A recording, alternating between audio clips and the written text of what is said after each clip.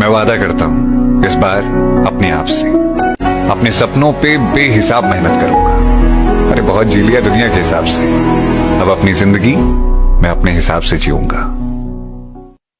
जो इंसान मेहनत पे यकीन करता है ना, वो इंसान कभी किस्मत की बातें नहीं करता। कुछ नहीं होती यार किस्मत विस्मत, 2-3% होता है बस। बाकी सब कुछ डिपेंडेंट है कि आपने कितना एफर्ट किया है और आने वाले इन 50 दिनों में 40 दिनों में आप कितना एफर्ट करने वाले हो। यस बेटा, तो किस्मत में नहीं छोड़ना है, खुद से लेकर आएंगे, तभी तो पता चलेगा कि यार ये काम मैंने किया है ना। वो फीलिंग आनी चाहिए, जब नंबर आएंगे तब अपने ऊपर एक प्राउड होना चाहिए कि yes this is something which I did in my life. कुछ तो यार, सोना खाना पीना दोस्तों के साथ घूमना, इसके अलावा लाइफ में कुछ तो सब्सटैंशियल करें जिसमें रात को देखें तो मन करे कि यार हाँ लाइफ में कुछ तो अच्छा किया है, अपने पेरेंट्स को प्राउड फील कराया है, मैंने खुद को प्राउड फील कराया है। उससे बड़ी चीज क्या होगी। एक बार सक्सेस हो जाओ, लाइफ आपके हिसाब से चलेगी। माँ बाप आपसे पूछ के डिसीजन लेंगे, लेकिन अगर आप कुछ सक्सेस ही नहीं रहेंगे, माँ बाप आपको झेल के लेके चलेंगे, तो फिर आपसे डिसीजन क्यों लेंगे। अब आप बताइए, एक जिले का एसपी है, कप्तान है, वो कांस्टेबल से पूछ के डिसीजन लेता होगा या अपने ऊपर डीआईजी और एसएसपी से। तो अभी आप लोग एक घर में किस लेवल पे बैठे हैं, बेरोजगार हो, उसके बाद सोचते हो डिसीजन लोग तुमसे लेके पूछे। अरे बेवकूफ, तुमसे डिसीजन जरूर लिया जाएगा, बट उस लायक तो बनो। इन 4 महीने में अगर तुमने रगड़ के मेहनत कर ली ना, ऐसा रिजल्ट लेके आओगे, दिल खुश हो जाएगा, तुम्हारा भी और तुम्हारे पेरेंट्स का। तो नाज होगा जब तुम वेबसाइट पे जाओगे ना, वेबसाइट पे आके रिजल्ट खोलोगे, रिजल्ट पे आएगा 99.4%। वो फीलिंग, तुम कुछ भी कहते रहो, single piece of paper can not decide my future, वो जो चीज है ना, वो एक मोटिवेशन देती है, वो एक आग देती है कि देख 10वीं फोड़ी है, 11वीं भी फोड़ूंगा, 12वीं भी फोड़ूंगा, कोई भी कॉम्पिटिटिव एग्जाम होगा वो भी फोड़ के आऊंगा। क्यों? क्योंकि मेहनत करना सीख गया ना, ये 4 महीने रगड़ना सीख गया। एक शोज भैया नाम के पागल से भाई साहब रगड़ना सिखा दिया। एक समय पता है ऐसा आ जाता है कि आपको रोने के लिए भी ना जगह ढूंढनी पड़ती है। कभी बाथरूम में जाकर रो रहे हैं, कभी अपने कमरे की कुंडी लगाकर रो रहे हैं, क्योंकि वो आंसू पेरेंट्स को दिखा भी नहीं सकते, घर वालों को दिखा नहीं सकते, वरना पूछेंगे क्या हुआ, अब उनको क्या बताएं। यार थक चुका हूं मैं इस जिंदगी में, इतनी बार फेलियर देख देख के थक चुका हूं और रोना आ जाता है।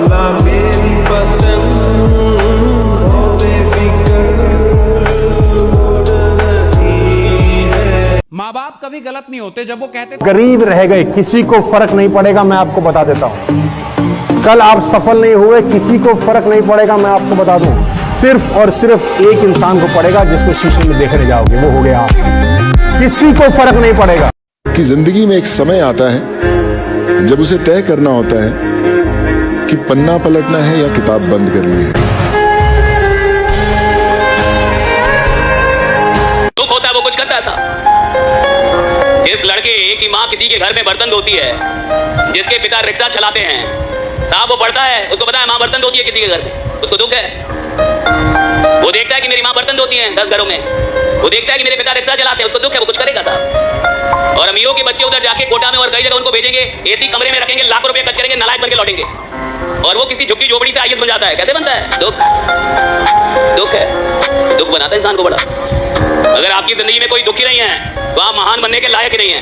सारी महानता की जड़ें दुख में है कि कुछ लोगों को दुख था अपने जीवन से, व्यवस्था से, दुनिया से, उन्होंने दुनिया बदली।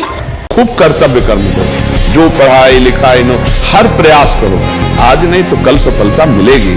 ऐसा तो नहीं कि इतना भाग्य में लिखा है कि हम असफल होते ही चले जाएं। ऐसे में निराश भी नहीं होना, हमें भाग्य बदलने के लिए मानवता मिली, हम प्रयास करेंगे, आखिरी दम तक प्रयास करेंगे, सफलता तो मिलेगी।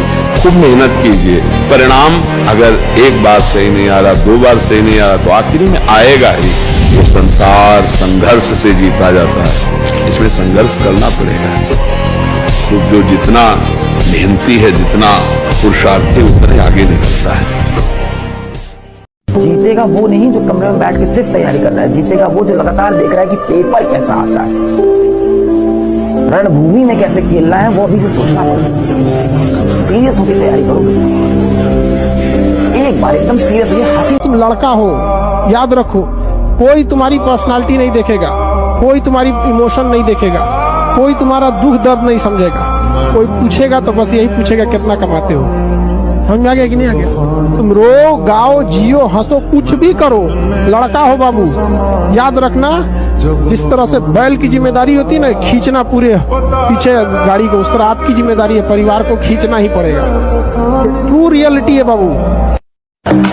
ध्यान रखना बेटा, जीतने का मजा तभी आता है, जीतने का मजा तभी आता जब लोग आपकी हार का इंतजार करते हैं।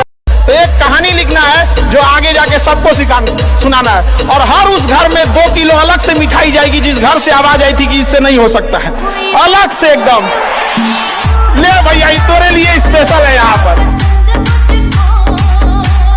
ऊपर वाला भी जब आपको बहुत बड़ा जिम्मेदारी देने वाला होता है ना, तो पहले सोचता है कि इसका थोड़ा सा टेस्ट कर ले। बहुत लोग टेस्टे में भाग जाते हैं, ए भगवान हमरा काहे लिए तुम मुसीबत लाया। चीजों से घबराना नहीं चाहिए किसी को। जिसके जीवन में कठिनाई आ रही है, आप समझिए कि आप एक सही रास्ते पे जा रहे हैं, क्योंकि वही रास्ता सफलता का है। और अगर आपके जीवन में कठिनाई नहीं आ रही है, आप गलत रास्ते पे हैं, क्योंकि सफलता का रास्ता बहुत कठिन होता है। समाज का काम है आपको बर्बाद करना और भटकाना, ये समाज का धर्म है। उस समाज में अगर कोई आपको बनाने वाला मिल जाए माँ बाप के अतिरिक्त, तो आप बहुत भाग्यशाली। जिंदगी में दुनिया ना इतना दर्द देती है दोस्त, ठीक है। एक स्टूडेंट की लाइफ में ना दर्द ही दर्द है, इतना दर्द है कि मुझे ऐसा लगता है स्टूडेंट से ज़्यादा दर्द किसी को नहीं है। बेचारे को पढ़ना भी है, घर वालों के ताने भी सुनने हैं, ठीक है, पड़ोसियों की भी समस्याओं को झेलना है, रिश्तेदारों की भी कहानियों को सुनना है, ठीक है। और लड़कों के साथ तो इसमें एक और समस्या है, चलो लड़कियों को तो भी छोड़ देता हूँ, लड़कों के साथ एक और समस्या है, इसी समय पर कमबख्त प्यार होता है। प्रॉब्लम भी तो यही है, इसी समय पर ही तो प्यार होता है, और इसी समय पर ही पढ़ाई करनी पड़ती है। अब दोनों चीज़ें संभालनी है, और बेचारे इधर संभाले तो वो चला जाए, और उसे संभाले तो इधर चला जाए। क्या करें बेचारे, है ना, बड़ी समस्या में। लेकिन फिर भी ये अपना दर्द किसी को नहीं दिखाते हैं। तुम लड़का हो, याद रखो, कोई तुम्हारी पर्सनालिटी नहीं देखेगा, कोई तुम्हारी इमोशन नहीं देखेगा, कोई तुम्हारा दुख दर्द नहीं समझेगा। कोई पूछेगा तो बस यही पूछेगा कितना कमाते हो। समझ में आ गया कि नहीं आ गया? तुम रो, गाओ, जियो, हंसो, कुछ भी करो, लड़का हो बाबू, याद रखना जिस तरह से बैल की जिम्मेदारी होती है ना खींचना पूरे पीछे गाड़ी को, उस तरह आपकी जिम्मेदारी है, परिवार को खींचना ही पड़ेगा। ट्रू रियलिटी है बाबू। आप जो सोचते हो ना सबको खुश रखें, सबके साथ रहें, सबकी हेल्प करें, सबके बारे में सोचें, जिस दिन बेटा आपका बुरा समय आएगा आपके पीछे कोई खड़ा नहीं होगा। ये बात मैं अपने अनुभव से आपको बता रहा हूँ, कोई खड़ा नहीं। इस दुनिया में सबसे नाखुश इंसान बेटा वही है जो हमेशा दूसरों की खुशियों के बारे में सोचता है।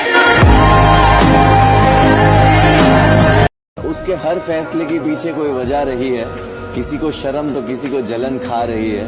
मेरा रास्ता बहुत मुश्किल होता जा रहा है, लगता है मंजिल करीब आ रही है। 8 घंटे की नौकरी करने वाले लोग जो देखते हैं कि अमीरों का सपना 8 घंटा नौकरी करने पे कभी नहीं हो सकता है।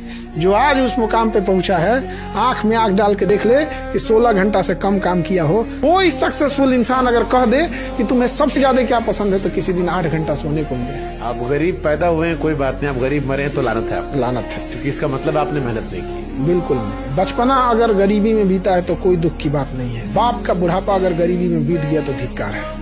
भले हम लोग कोई सामान खरीदने से पहले उसका प्राइस देखें कि औकात में है या नहीं, लेकिन जब पिताजी जाए तो सीधे कहें पैक कर दो इसको। भले हम लोग को बुखार लगा हो तो इंतजार किए हो, अपने से उतर जाएगा, लेकिन बाप का इलाज के लिए अगर अमेरिका जाना हो तो अगले दिन सोचना ना पड़े। उस समय यदि आपको कोई बहुत पसंद आया है, आपने जाके उनसे अपने प्यार का इजहार किया और उन्हें मना कर दिया, तो वो जो दर्द हुआ है वो सिर्फ आप समझ सकते हो। वो आपका ना शिक्षक समझ रहा है, ना आपके माँ बाप समझ रहे हैं।